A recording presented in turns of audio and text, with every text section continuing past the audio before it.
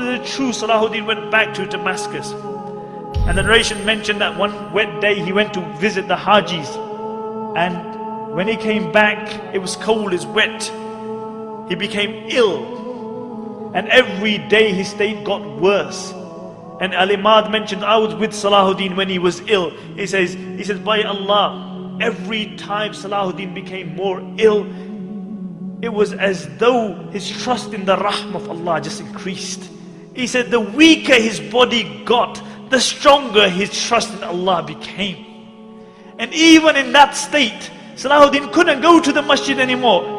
But he insisted on praying salah with Jama'ah, and they would bring an imam, they would help him up, and he would pray salah in Jama'ah. On the 9th day, Salahuddin became unconscious. And Sheikh Jafar mentions that I was reciting the Quran by his bed, and when I reached the verses, Wallahu la ilaha illahu, alimul ghaybi wa shahada. He is Allah and no Lord besides Him, the knower of the unseen. He says Salahuddin had been unconscious for a while. And I heard a faint voice saying, Sahih, you have spoken the truth. And he mentioned, for 3 days I recited the Quran by the bed of Salahuddin. And he said, on the final day when he passed away, I reached the verse, La ilaha illahu alayhi tawakkaltu. There is no God but Allah, and upon Him I trust. And I saw Salahuddin's face become radiant, and he recited the Shahada, and he left this dunya. And Ibn Shaddad mentioned that this was the greatest calamity to befall the Muslims since the demise of the Khulafai Rashidun. Ibn Shaddad mentions that many times I had heard the saying that I wish I could die on this place. And I always thought that this was an exaggeration. But he said, I realized the reality of that statement when Salahuddin passed away. He said, I wish I could have died on the place of Salahuddin. And Abdul Latif, the famous physician, says that he was mourned like a prophet because everybody loved him. The good loved him, the bad loved him, the Muslims loved him, the non-Muslims loved him. Everybody loved Salahuddin. And what did this king leave behind him? King of Egypt, king of Syria, Lebanon, Yemen. What did he leave behind him? He left 1 dinar and 47 dirhams, some armor and a horse. This is all he left behind him. They had to borrow money for his janazah. But I'll tell you what he left behind him. He left a legacy behind him. He left a legacy behind him. And this is why we are gathered here today. He passed away at the time of Fajr, and after Dhuhr they brought his body out. And the narrations mention that people screamed and cried as though the whole dunya had just become one place. And many people, when they saw his dead body, they couldn't believe it. They became unconscious. They didn't attend the janazah because they couldn't believe that Salahuddin had passed away, the liberator of the holy lands.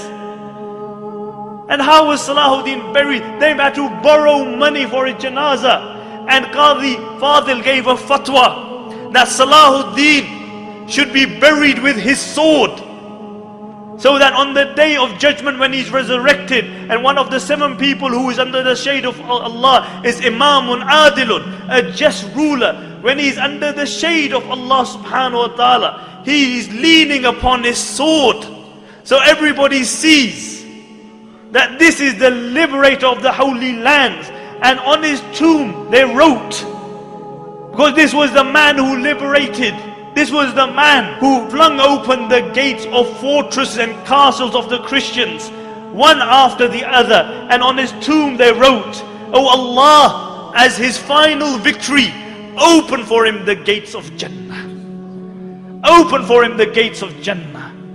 And my dear respected brothers and sisters listening at home, Salahuddin is one of the greatest heroes of Islam. And this is why we have gathered here to remember this. But the problem with many Muslims has become today, or with all Muslims, is that we live off our legacy.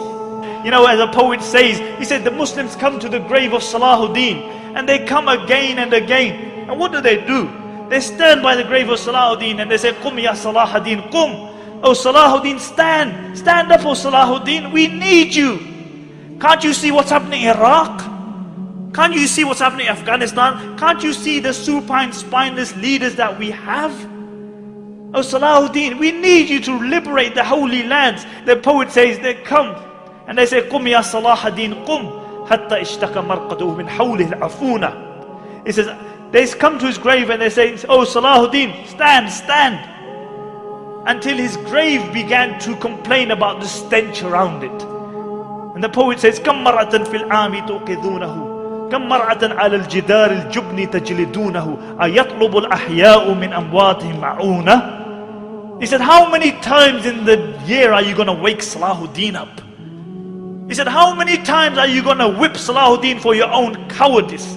And then he says sarcastically, أَيَطْلُبُ الْأَحْيَاءُ مِنْ أَمْوَاتِهِمْ مَعُونَةً. He said, has it come to this state that the living have started asking the dead for help? The living have started asking the dead for help. Nobody aspires to be a Salahuddin. Nobody tries to be a Umar ibn Khattab or Abu Dhar or Abu Bakr radiallahu anhum or a Khadija or a Fatima. Nobody aspires to be like them. We live off our legacy. You know, we remember these people, but none of us aspire to be like them. We can't be cowardice because we believe in a hereafter. You can't celebrate the life of Salahuddin and Umar ibn Khattab and then be cowardice yourself.